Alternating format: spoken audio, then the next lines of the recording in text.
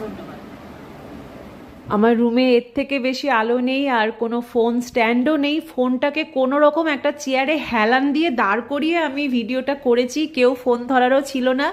তো কোনো রকম করেছি, জানি কোয়ালিটি ভালো হয়নি একদমই, তবু তোমরা দেখো, যদি তোমাদের ভালো লাগে আমি খুশি হব। যদি তোমাদের ভিডিওটা দেখো আমার ভালো লাগবে।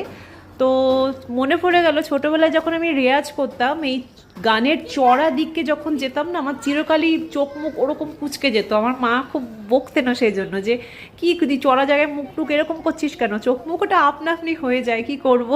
তো আজকের ভিডিওটা দেখতে গিয়ে আমি দেখলাম আমার ঠিক সেম জিনিস এখনও হয়। তো যাই হোক বন্ধুরা, তোমরা ভিডিওটা দেখলে আমার ভালো লাগলো। তো দেখা করব তোমাদের সাথে শিগগিরই নেক্সট ব্লগে।